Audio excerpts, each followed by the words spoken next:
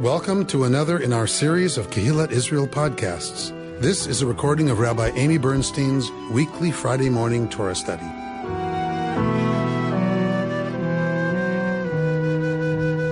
Every now and then I get excited about a new publication or a new way in, a new way to study some of these texts. I've been teaching Torah for 22 years, and the texts don't change. So it's always fun to have a new way in. But rarely do I get that experience with the book of Leviticus, because most scholars just don't choose to go there. Right? This is not the book they choose if they're going to focus on a biblical work. This is not the material they choose. So I remember I brought you one book that was about Leviticus, and we read from it, and I was so excited to have that one. So we have a new one, which I'm very excited about. So this is from part of the Wisdom Commentary series, and Rabbi Tamar Kamienkowski, who is at the Reconstructionist Rabbinical College. She wrote a book called Leviticus. So Dr. Kamienkowski studies Bible. Obviously, she has a PhD in Bible. But she's very interested in the whole idea of holiness. That if you think about it, we often just say that word and kind of think we know what we mean. But we don't really know what we mean, right? Like if you really try to define holiness, what is it? Right? It's really hard to define. And of course, we know that we have the P source, right? We all understand that Leviticus is from the P source, right? The priestly source. And so it's mostly P, but you'll recall we talked about there's material in here that's not exactly P.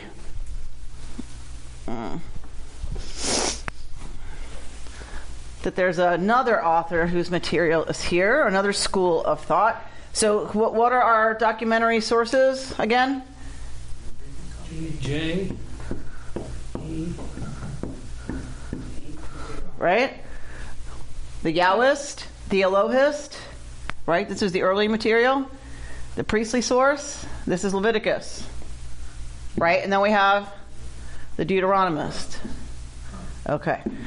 Well, in Leviticus, in the priestly material, there's several divisions.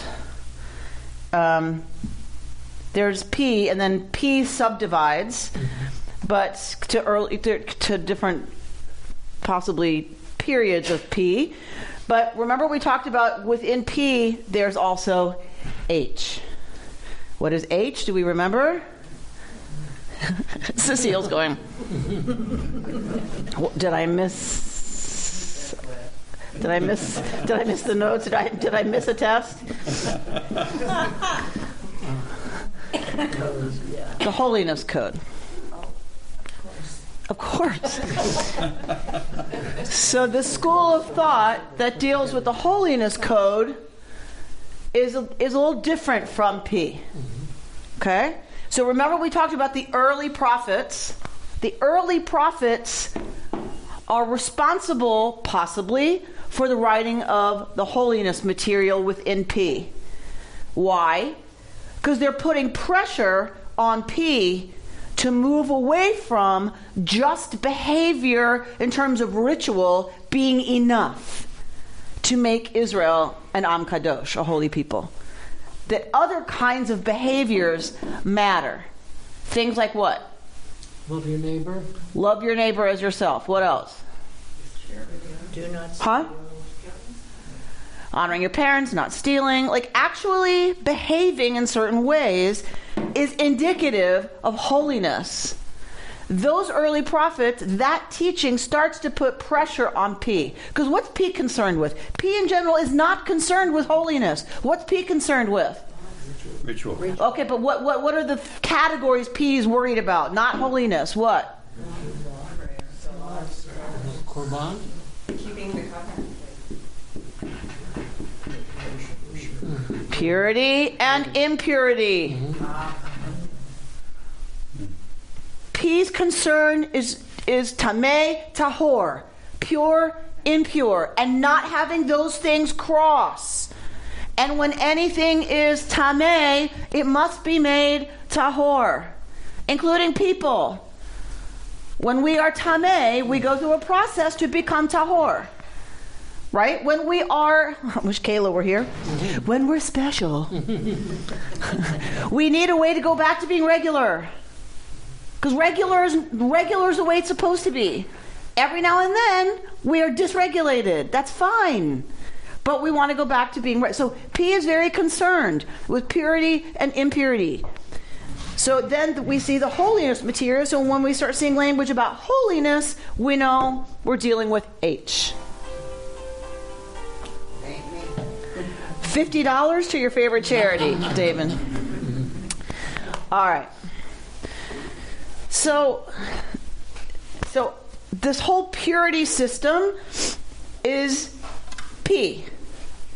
Right? So we're dealing with P. So Dr. Kaminkowski, her expertise is kind of picking apart some of this language, which we're going to look at, because I know it's not exactly the most fascinating material in the universe, but I'm always very fascinated when you're going to tell me something new about some of this terminology, right? Because it's how many years old?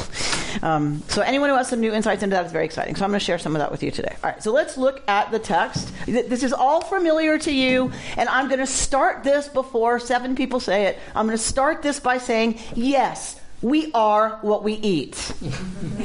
Yes, that's the interpretation. Yes, that's related to all of these lists. Yes, yes, and yes. It's about you are what you eat. Yes. Are we clear?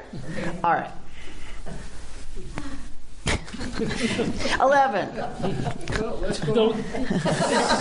The Lord spoke to Moses and Aaron, saying to them, "Speak to the Israelite people thus. These are the creatures that you may eat from among all the land animals. Any animal that has true hooves, with clefts through the hooves, and that chews the cud, such you may eat. The following, however, of those that either chew the cud or have true hooves, you shall not eat. The camel, although it chews the cud, it has no true hoofs. It is impure for you. The daman, although it chews the cud, it has no true hooves. It is impure to you. The hare, although it chews the cud, it has no true hooves. It is impure for you. And the swine, although it has true hooves, with the hoofs cleft through, it does not chew the cud. It is impure for you. You shall not eat of their flesh or touch their carcasses. They are impure for you." Okay. So we're dealing with meat here. Dealing with land animals, right?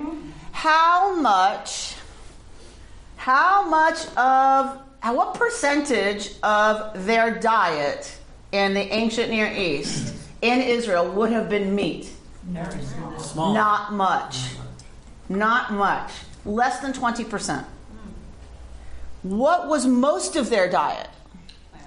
Grains, vegetables. Grains, for sure. Because what are all of our major festivals? What are our major harvest festivals? They are all related to grain. Grain was a staple. It still is. Think pita, lafa, right? This is the staple. Grain, what else? Vegetables. Fruits. Fruit. Grain, fruit. Fish. What else? Big category in Israel. Chicken. Beans. It's a bird. That's animal protein. Animal protein would have been less than 20%. Grains, fruits, and Fish have been a big Fish. from the Mediterranean. what do pastoral animals produce? Milk. Dairy. Oh, seriously, you people who go to Israel didn't get that? Wait, tzatziki sauce. Where are you going to pull in everything? A yogurt sauce. You eat yogurt in the morning and you put your vegetables in it. Like, so, right? Dairy, cheese, yogurt, right? All the goat cheese, right? If you're raising goats and sheep, you have lots of dairy. Not cows. Right? This is not cow milk. It's not cow country, really. It's not cow country. So What is a daman, though? Sorry. Does someone have a different translation? It says it's a member of the hyrax family. Oh, it's a deer. Well, it's a brownish-gray mammal, rabbit size, and resembles a guinea pig. Oh. And they're native to Africa and Southwest Asia. All right. So I will read from Dr. Kamienkowski's book. Among those that chew the cud or have divided hooves, you shall not eat the following: the camel, for even though it chews, the rock badger, for even though it chews the cud, it does not have divided hooves, the hare, right, and then the pig. So that's what I have. All right. This commentary says the daman is a small mammal, the Syrian hyrax. That's what she just said. All right. So Amy, yes. it looks like there's a concerted effort to limit the amount of available meat. Okay. So yes. That's healthy. So yes. So very little meat was part of the diet. If grains and dairy are the primary sources of nutrition, who are the technicians responsible for 80% of the nutrition of the people? The women. The women. It took 3 hours a day to prepare grains enough to feed a family of 6. Women are the technicians of this subsistence technology, right? But preparing grains so that they are digestible, and preparing dairy into the things that Yogurt. are yummier than just drinking goat milk, right? Okay, so we know this stuff. You don't have to be an expert in this stuff. Who are the technicians in the meat system, the sacrificial system? The men. The men. So that makes some sense. If meat is your special protein, your special food, and you want to communicate very clearly patriarchy, who do you give that technology to? The men. So it's another level of the priests all being men and the priests dealing with sacrifice, right? Was there any word on who controlled the fire production? Was that ever? Well, women would have been tending the hearth. Women would have been tending the fire that makes for all of the food that you ate at home. So, Lynn, what was that look? Well, the look is if there are so many meat creatures that can't be eaten, and there's no cows there, or not a lot of cows or bulls, the men don't know what to do. If the categories of meat are so limited and they're not doing 80% of the food preparation, what exactly are they doing? They're drinking coffee, they're welcoming guests that the women will cook for. So, but I mean, on the one hand we laugh, but think of the text about Avraham. Avraham is sitting at Petach HaOhel. He's sitting at the opening of the tent, welcoming guests, right? And what does he say to Sarah when he sees 3 strangers approaching? Quick! Go get the good flour and make special cakes and kill or whatever and That's what men do. They give the orders. So we do see something of a culture where, right, the women are the ones, right, who are dealing with 80% of the work in terms of providing once things get to the home. So you have other physical labor, right? You have planting, you have sowing, you have reaping, you have harvesting. You have there's other work that would have been done that required people outside the home doing that work, right? Yes. It seems to me, though, that, and I know you're going to think this is very terribly sexist, Okay. But you let the men kill the animals. So say more. Women who are handling babies and children are not going to be so interested in killing animals. So possibly, are you saying that it's sparing women that experience? Maybe. Maybe it's sparing women the experience of having to actually murder stuff to eat it. Yeah. Right? Dealing with the blood and dealing with the slaying and dealing with the carcasses. That maybe that's not, women are not going to be so interested in that. It sounds sexist as much as it sounds orthodox to me. Women are spared, so they don't sit with us. So to Judith's point, sparing them from that and excluding them from the most lifted up experience is paternalistic. It's a very fine line. Pays a price. So it's because why don't women get called to Torah in Orthodoxy? They might be unpure. unclean. Because they're not. No, because they are not commanded. And you will take the aliyah from a man who is. There's no reason women are not called to Torah. It's that they are not obligated. Once you excuse them, why are they not obligated? Have to take care of the children. Because any mitzvah related to time, women are exempt from. Why? They're taking care of the home. They have to take care of the home. They have to take care of 8 children. They have to take care of their sick in-laws. If you made them have to be at services 3 times a day at a certain time, you would interfere with the mitzvot that women are most suited to. Yeah. And so that line between you're excused, you're exempt because you have really, and I'm not being sarcastic, you have really important things to do. We depend on you raising the children and keeping kashrut and keeping the home and keeping everybody safe and happy and fed and clothed and bathed. That's really important work. So we're excusing you from the yeshiva. We're excusing you from davening. We're excusing you from aliyah to Torah, talit. We're excusing you, and it's a very fine line between excusing and excluding. But you get no choice in it. You are excused. You are excused. That is the halacha. That is the law. And once you're exempt, if everything is really truly equal, that might be fine. But just like we see here, what's lifted up in the culture? How learned you are.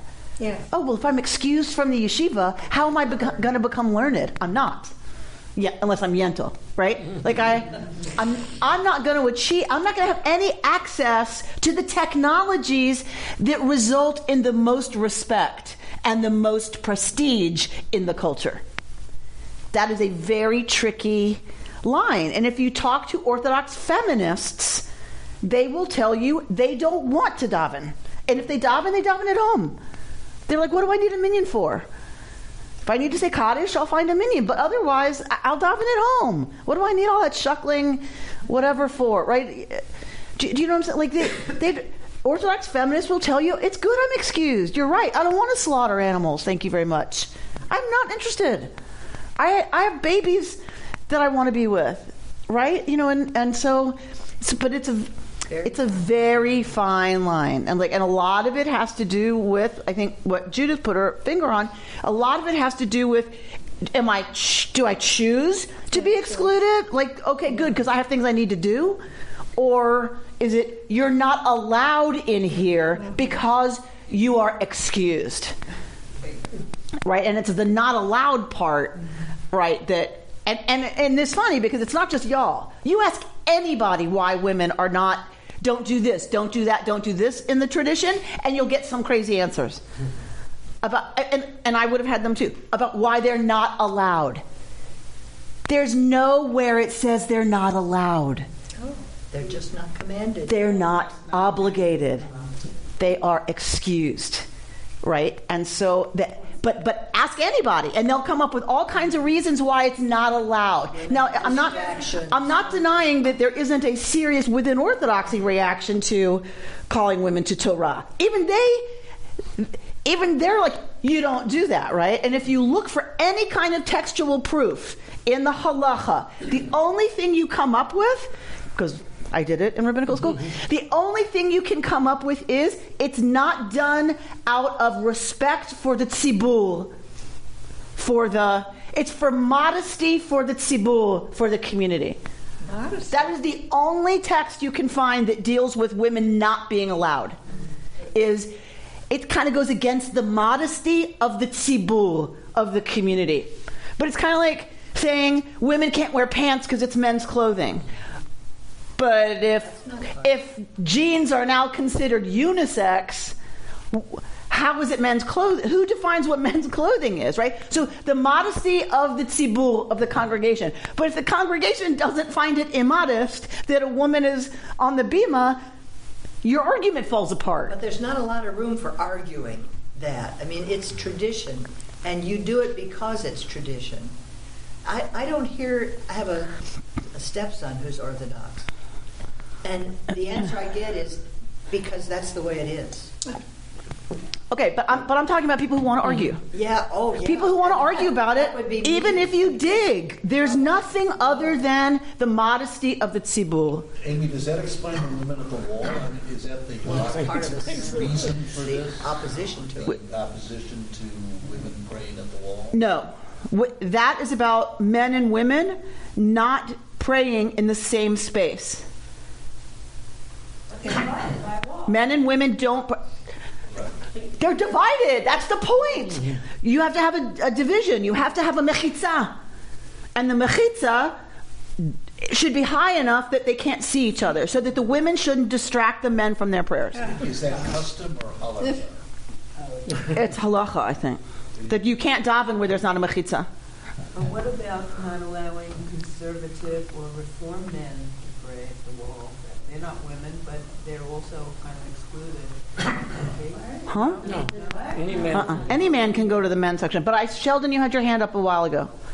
I was going to, when we were talking about the role of men and women, it all, I think, comes from the time when civilization were hunter-gatherers. The men were doing all the killing, all the protecting. And this is just a transition from that period where the women are now in the home and the men are doing the sacrificing. So it's not as if this division is so unusual created at this time. Right, absolutely. Yeah. And it's the same thing in hunter-gatherer societies, often. What is celebrated? The hunt. Who are the victors? The ones who kill, right? So it's the same thing we're talking about, that like the technology that's only 20%, because that's the same in the hunter-gatherer. Women gather 80% of the diet, and hunting is 20% of the protein, right? So again, but what's lifted up and celebrated is the stuff that the men have control over. And it's still that way. No, of course, but that's what's celebrated. That's what's lifted up, rather than I know where that stuff grows. I know where that herb grows. It's going to cure you who got gored because you got in the way of the stupid animal, you idiot. Right? I'm the one who knows where those plants grow and when they grow and how to but is that lifted up and celebrated? No. Right? So it's no different in that sense. I want to say, what you have here, and it probably is not unique to Judaism, is you've got culture and religion interrelating with each other.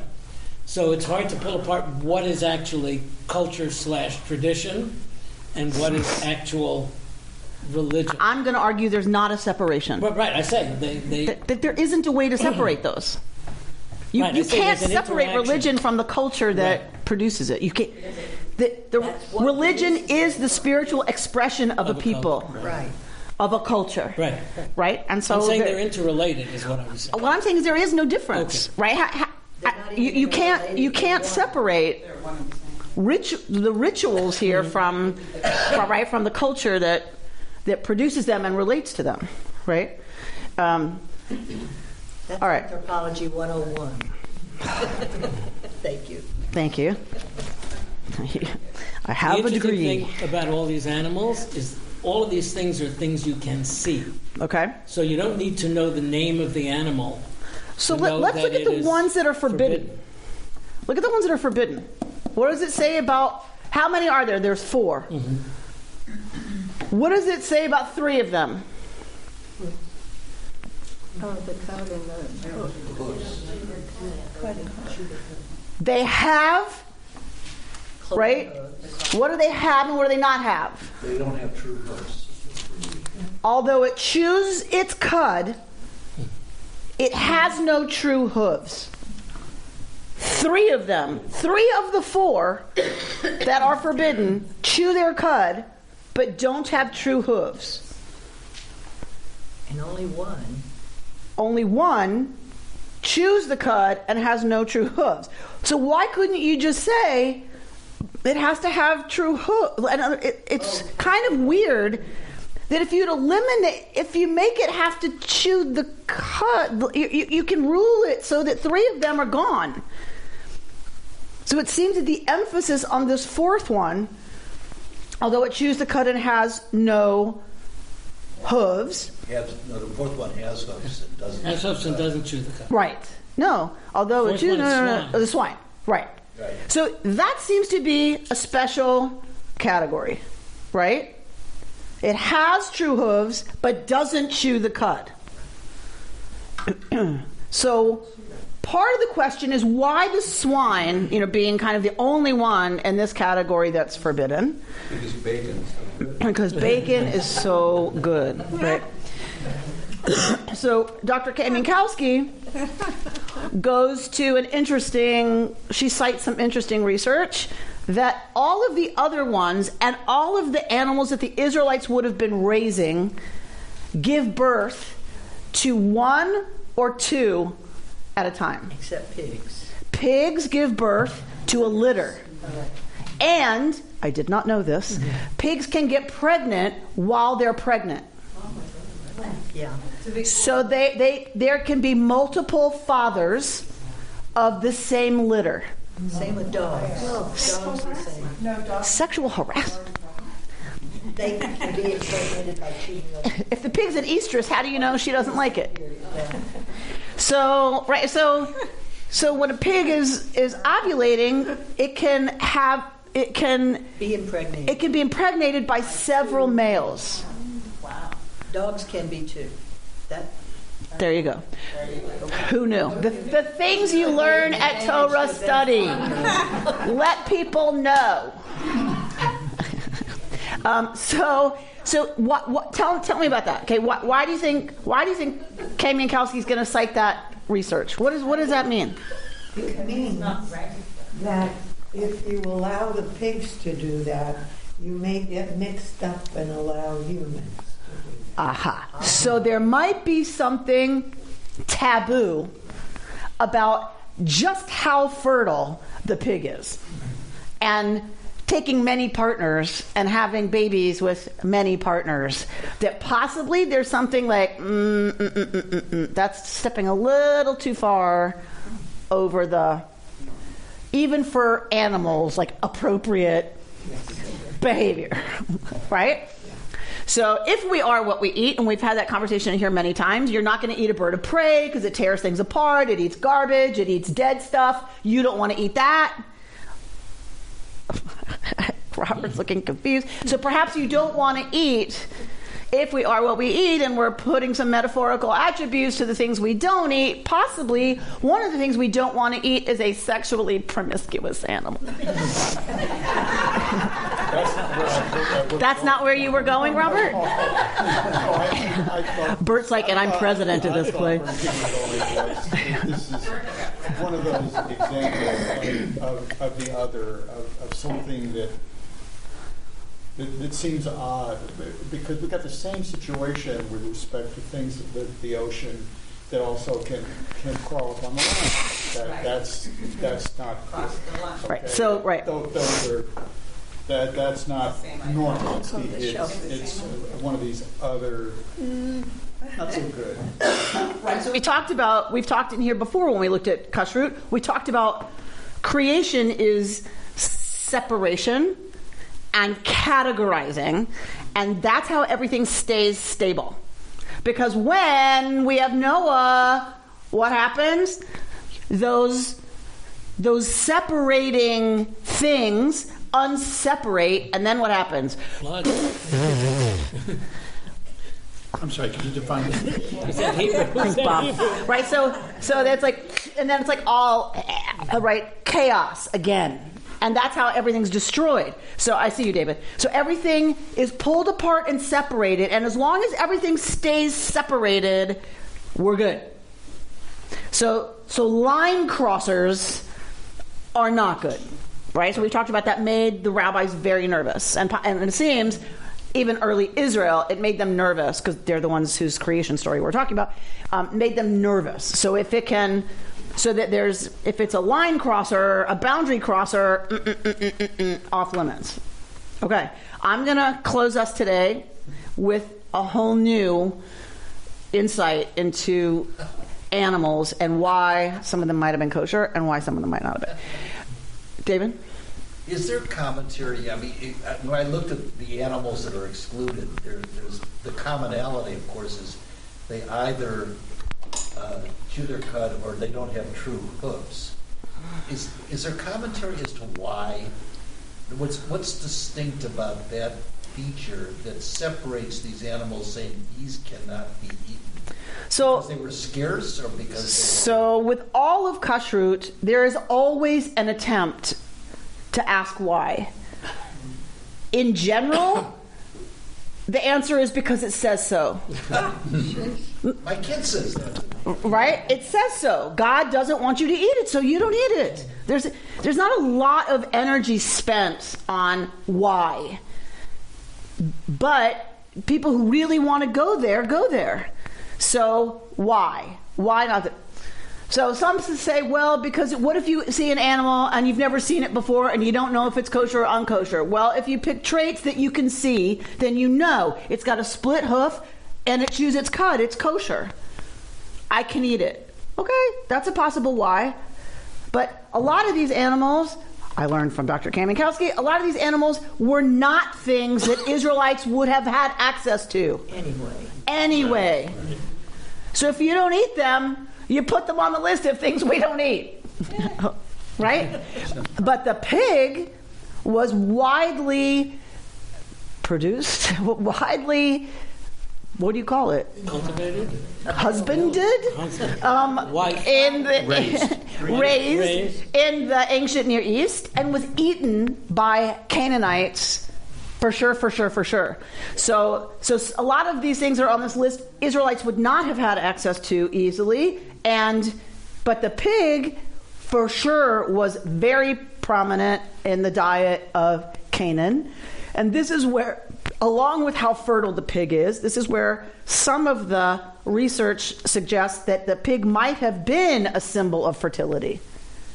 And if you're celebrating fertility, then who are you worshiping? Likely, it ain't Yud Hey Vav Hey, right? It's Asherah, Astarte, whoever your fertility goddess is. And so possibly you roast a pig, right, to offer back, right, to the fertility goddess what she gave you, the symbol of it, and you eat it, and that makes sense. So if you don't want those Israelites who are now Yahwists to backslide, you're going to say you can't eat pig at all, so that you make sure they're not at that barbecue. One of the interesting things about the Anusim, or the crypto Jews in New Mexico too, is once they got up there, they would often have pet pigs to let people think these can't be Jews. Right. There's an interesting comment in this book. It says, only twice in the Torah are we commanded not to eat pork.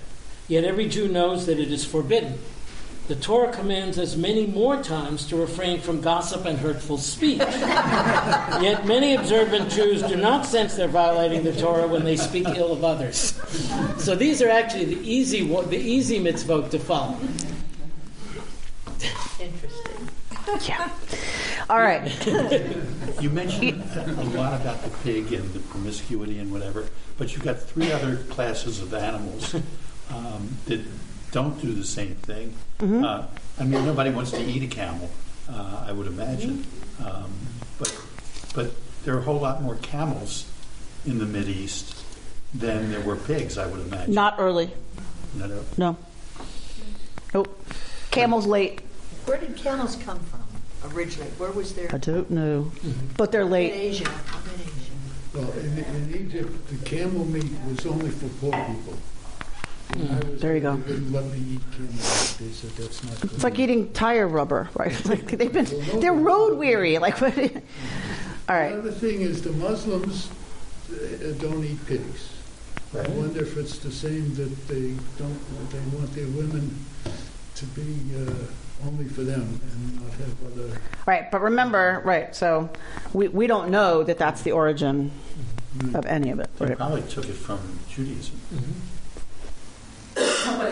We don't know what the origins of are in Judaism. Even this is just I'm just giving you interesting, fun facts that you might not have known. And you didn't mention that one of the arguments about Kashrut is that it was meant to keep people separate from.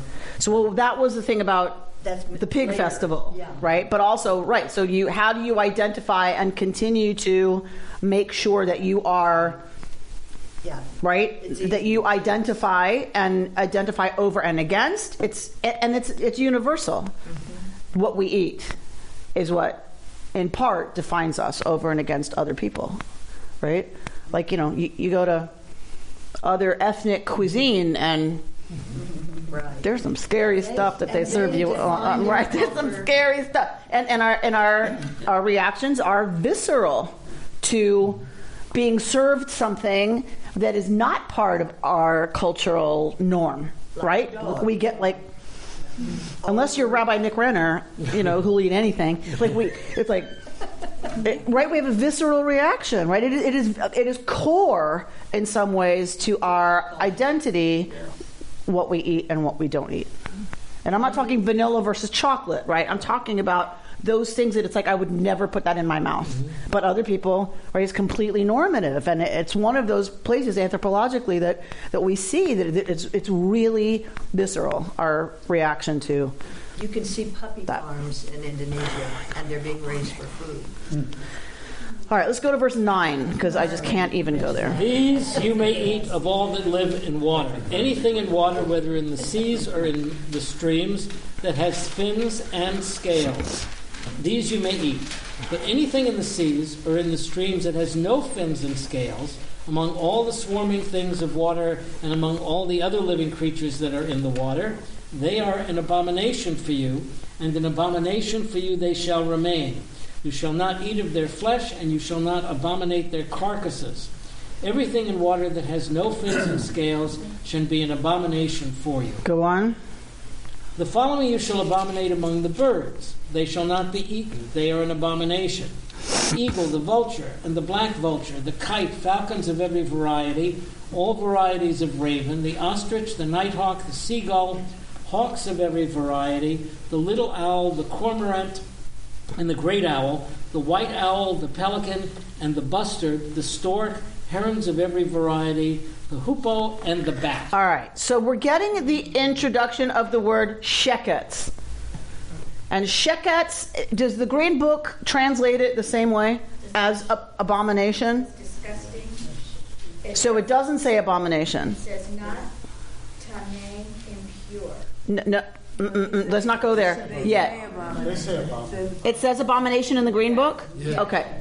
So shekets comes from Akkadian, shakatsu, which means detestable. So we get shekets here, the introduction of this word shekets, and when we see the word detestable, abomination, particularly abomination, right, we tend to go to, this is the worst of the worst. It is abominable. It is the worst. So what's interesting is, how do we know it's the worst? right? We just kind of assume, right? If it's an abomination, right, it's the worst of the worst. There are some scholars who say it is the opposite, that it's not the worst of the worst because it does not communicate impurity. Huh? That if it were really so bad, then even touching it would communicate tum'ah, impurity. But sheketz doesn't, in this case, communicate impurity. So possibly it's saying it's not the same it's not the same dysregulator as other things. Like you touch the carcass of an impure animal and you are impure. Right? But contact with sheketz doesn't communicate impurity. I had never considered that before. Right? Because in the priestly system, that's what they're most concerned with, right? And this doesn't do that. So maybe, right, it's an indicator that it's not different, as like awful as you can get, right? In terms of the word for butcher, isn't that awfully close? Yeah. Shochet. No, not even close. Abomination is a pretty strong word, and it sounds. I mean, if you ask impure and say, match the words. We're doing college boards. I would see abomination as impurity as being very close. Which is why I don't love the translation. Because they've picked an English word that is loaded. Yeah. Right. That's why we leave the translation leprosy, even though it isn't leprosy. Because we want to leave that impression that you get when you read leprosy. So I don't love, based on this research, I would argue that abomination is not a great not that it's not a great translation, I think it's overly loaded a translation. Not that detestable is so much better, but that's what you'd use. But like off limits, you're to consider it, ew, we don't eat that. Ew. Right? And I don't know about y'all, and I'm very guilty of this. Like, people are always saying to me, don't yuck my yum. I'm like, oh, please. Right? So, like, when people are like, oh, I just love sauerkraut. I'm like, ah! Like, I hate, that. Is sauerkraut an abomination? No, but it's ew, gross, right? So I like sauerkraut. I knew it. This is my point. When I say ew, I don't eat that. That is nasty, right? Is it really nasty? No. No. Is it an abomination? No. But to me, it's like yuck. I don't eat that. So I think that's closer so we can eat to sheketz, right? No. It's like, ew, we don't eat that. Well, there is a footnote in your green book that says the Hebrew is actually sheketz, parenthesis, disgusting. Right, I said detestable from the Akkadian. So they've got the footnote that uses the word disgusting. While they translated abomination. Yeah, it's surprising that they didn't just say Why didn't they just say disgusting? But disgusting is different from detestable. I mean, disgusting. But it can. There's lots of. In the dictionary, it's not just one word that defines the word. In Akkadian, it's ugly, detestable, yucky, gross. We don't do. So it's that list. So disgusting is closer to my example of sauerkraut. That's disgusting, right to me. So, well, not sauerkraut, but some other things. So, but it's closer, right? Because if you don't eat it, right? It's just I don't want to belabor the point. I just want to say it's interesting to have another approach to sheketz that makes it a little less right about abomination because it doesn't communicate impurity. I did not know. I did not know. The command is still clear. Yeah. The sheketz is the why. The what is don't eat this is clear. Yeah. It's just the why is. Yeah. Not even why. It's just that it continues. You won't eat this. You will consider this disgusting. Okay. Maybe they already considered it disgusting, and that's why it made this list. The problem in translation is always, between any languages, I think of the Yiddish words that cannot be translated into English. Right. All right. Go on, Bert. All winged swarming things that walk on four shall be an abomination for you. But these you may eat among all the winged swarming things that walk on fours. All that have above their feet jointed legs to leap with on the ground. Of these you may eat the following: locusts of every variety, all varieties of bald locust, crickets of every variety, and all varieties of grasshopper. But all other winged swarming things that have 4 legs shall be an abomination for you. And the following shall make you impure. Okay, see? There we go. Now here we're getting a category of those things that will make you tameh. Bert? Whoever touches their carcasses shall be impure until evening, and whoever carries the carcasses of any of them shall wash his clothes and be impure until evening. Every animal that has true hoofs but without clefts through the hoofs, or that does not chew the cud, they are impure for you. Whoever touches them shall be impure. Okay, so the higher category of do not have contact with them are these animals, and as we see later, one that's died. Right. If it's dead, right, serious impurity is communicated, right? So we can't eat something that died. You have to slaughter it, right? It has to be shechted, or you can't eat it. All right.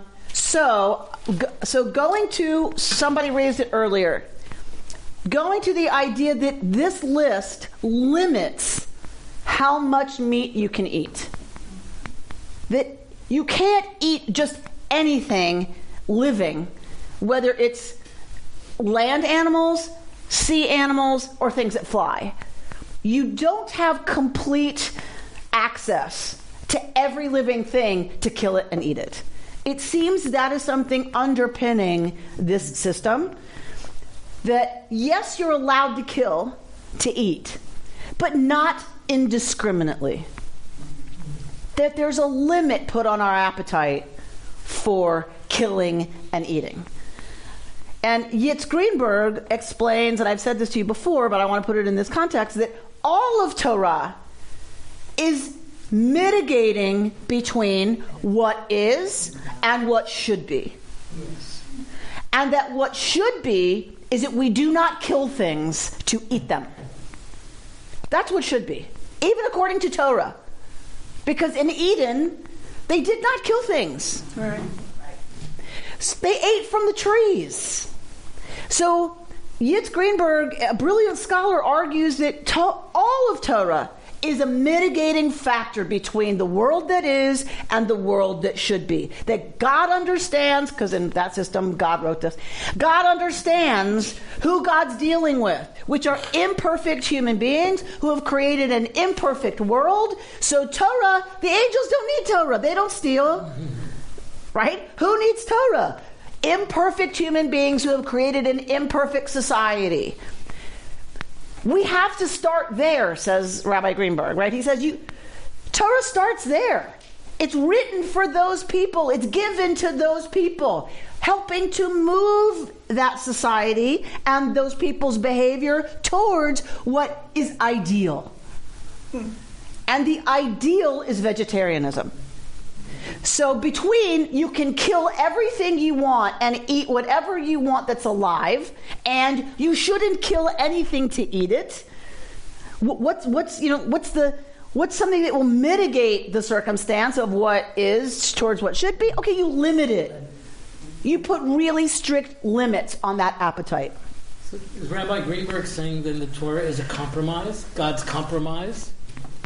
It is God's vehicle, having faced reality after certain incidents that we won't talk about. It's God understanding reality and saying, okay, so what do they need? They need, right, what's going to move them from what is to what I, God, think should be? It's a road. And it's this. So it has compassion. It's a tool. It's a set of tools to help move us right towards what should be. All right. So I want to take some time to look at, it always gets so late, so fast.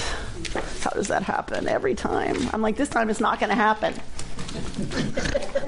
This time I'm going to get there sooner. Without us here, it would. Yeah, right. Although I probably managed to slow myself down too. All right, so this is actually from Rabbi Kim, from Dr. Kamiankowski's book, but I found her source. So I made it for you from her source, from neochassid.org.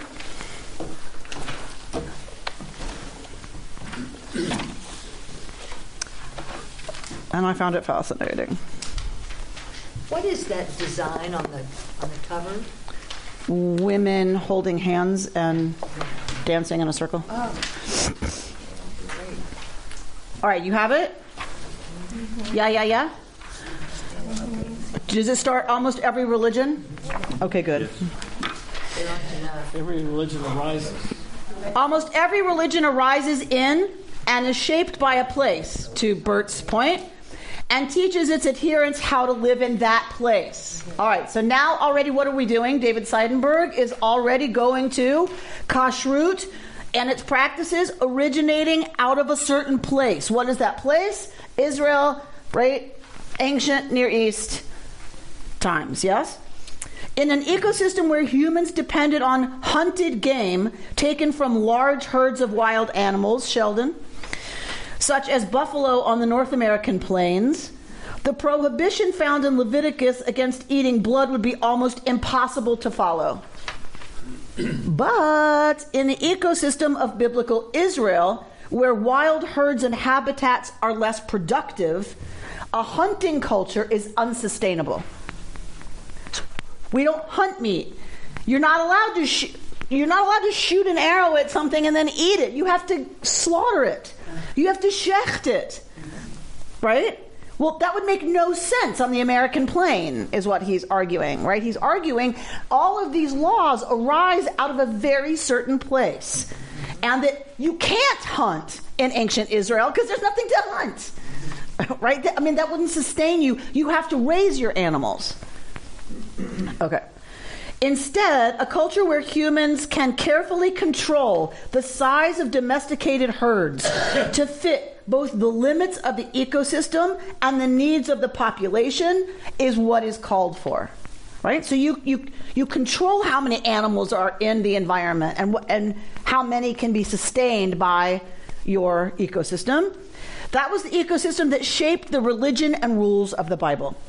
This brings us to those puzzling categorical rules that determine which animals are permitted for eating. Mammals that chew their cud and have split hooves are kosher. All other land animals are not. What do these two characteristics of hoof and mouth mean? Anthropologically, historically, theologically, and personally, there may be, and there are, many interpretations. Some of them can be found in Mary Douglas's celebrated work, Purity and Danger, which we've talked a lot about in here. Purity and impurity being related to life and death, right? Danger. Which a lot of that comes from Mary Douglas, right? But ecologically, there is a specific meaning which goes far beyond any hygienic or moral or other rationalistic or symbolic interpretation. The depth of this meaning is not in generalities, but in the details. It makes me so excited. That meaning, practically speaking, is straightforward. Any animal that chews its cud can eat grasses and plants that are inedible to human beings. Any animal that has split hooves can walk and therefore graze on land that is too rocky to cultivate with a plow. Who knew? In the extreme, mountain goats can be seen grazing small shrubs growing out of crevices in the sides of dams. These characteristics together mean one clear thing. The only land animals that can be eaten according to the laws of Kashrut are animals that do not compete with human beings for food. Dun, dun, dun, dun. Broke the code. These rules, precisely tuned to the agriculture of hilly Canaan, would, in their original context of the ancient Mideast, have allowed a civilization to thrive without destroying the ecosystem it depended on. In that ecosystem, which was in some ways marginal, that is, which depended on intensive human input, agriculture and herding, as well as on intensive divine input, meaning rain, right? Because those were related in ancient Israel. There was no room for devoting good farming land to livestock. Embedded in this wisdom about locale is another truth. Any culture that allows domesticated herds to compete with humans for food also pits farmers against herders. And that's still alive. Right? Because if I'm raising food for people, but you need it to feed your cows, we're now competing. The cows are going to eat the stuff that I'm trying to raise to feed people. Right? Okay, you got it? More important, it pits the poor who have no land against owners who control both land and herds. We can easily see the dynamics of this problem in the modern world, where rising world food prices endanger the poor in many countries. Those prices are driven in part by the industrial practice of feeding grain to cattle, instead of giving them their natural diet of diverse grasses and other pasture plants, because there's not enough pasture for our consumption of cow. They may also be driven more recently by the use of grain to make ethanol fuel. And what the cows produce, too, is so damaging to the environment. Instead of competition between herders and farmers, we have competition between feeding our SUVs and cattle and feeding other human beings. In order to create a just society, which may be the most important value within Torah, there needs to be a way for farming and animal husbandry to produce enough for all people, poor and rich. The way to achieve this value in different ecosystems may differ, but any culture founded on justice will always find a way to bring this value into alignment with its ecosystem. It seems so basic. It's a beautiful, for me, interpretation that I have never considered before, that these categories of chewing the cud and split hoof is about making sure that the animals that the Israelites could eat were ones that could be sustained by the Canaanite terrain, so that they were not in competition with human beings, because that causes all of these other not only problems of creating poverty and creating tension, between herders and farmers, but also damages the environment, right? And that there's a wisdom to this stuff that and remember, we tend to look back and say, oh, well, they thought if you ate that you would become... We tend to look back on it and patronize a lot of these practices.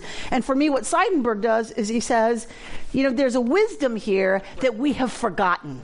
Far beyond. There is a wisdom here that we not only have forgotten, but willfully ignore, because we choose to feed our SUVs instead of other people who don't have access, right, to food.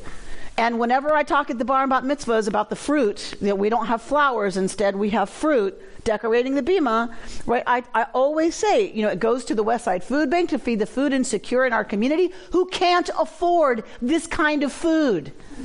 The most basic, natural, healthful, right? What's so normative in the diet in the ancient Near East, to trees, fruit, right? That was 80% of their diet. They can't afford that. What they can afford is stuff that's about as nutritious as the box that it comes in. Right? How pathetic is that? Right? The people can't afford the most, because it's too expensive. Fresh produce is expensive because we have pitted, right, production of that against so many other things that now that the price of that food is out of reach for many, many, many families who are food insecure. And I think Seidenberg, for me anyway, really brings an exciting interpretation of Kashrut, in that if you want a society based in justice, then some of the most basic rules have to be around what you eat and what you don't eat, based in large part on what it does to the ecosystem and what it does to everybody else living in that ecosystem. That, to me, is a very powerful interpretation of Kashrut. Yes. And then leads, and I always close, when we get to this section, I always close the class the same way. What if we took those values seriously? I don't care about this list so much. I mean, I do in some ways as a positive identification with the Jewish people, blah, blah, blah. Yes. Okay, having said that, what if we forget the list? What if we took Seidenberg's interpretation seriously? What would be off limits? Cows, for sure. For sure.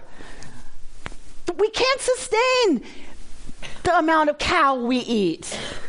We can, maybe, but then we're going to be living in a dead zone, right? So I feel like there's a wisdom here. There is a deep understanding of justice and creating a certain amount of equity and access to what we eat and what we grow and what we don't grow and what we don't allow in terms of destruction of the ecosystem.